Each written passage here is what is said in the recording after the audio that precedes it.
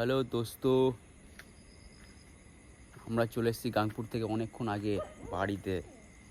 মেলায় ভালো লাগছিল না, এখন মনে হচ্ছে যে মায়াপুর যাবো। চলো ঘুরে আসি মায়াপুর দিয়ে। গাড়ি টাড়ি সব ready, let's go to Mayapur.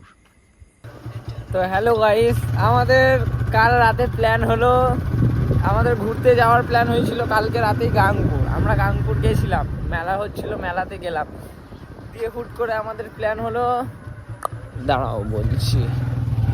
তো আমাদের প্ল্যান হয়েছিল যাই হোক অনেক কিছুই, দিয়ে আমাদের হুট করে প্ল্যান হলো মায়াপুর যাওয়ার। তখন বাজে রাত মিনিমাম 10:30 বাজে।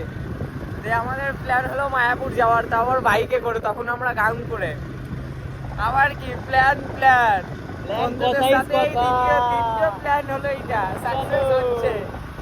তো আমরা এখন যাচ্ছি মায়াপুর, বেরিয়ে গেছি আমরা, ব্যাগ সব কিছু নিয়ে সব রেডি পুরো। এই যে সব রেডি, এই যে ড্রাইভার ববুদা, আর এই যে সব রেডি। আমরা যাচ্ছি এখন মায়াপুর। এবার জানি না কখন যাবো, পৌঁছাবো, কখন আসবো।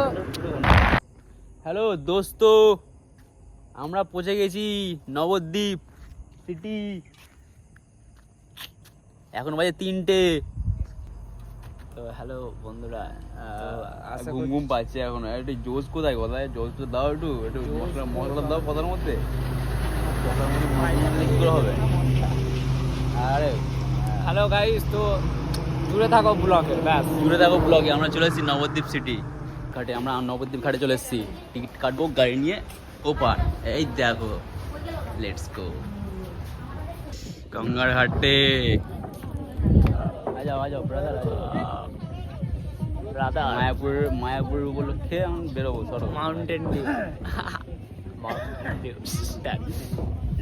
কিরে বিজয়, বল কি রে বিজয়, তুই কেমন আছিস? আরে ভাই বিজয়, কেমন আছিস রে ভাই? আমরা তো মায়াপুর চলে এলাম। মায়াপুর চলে এলাম রে ভাই, তুই কেমন ছেলে বটে। মা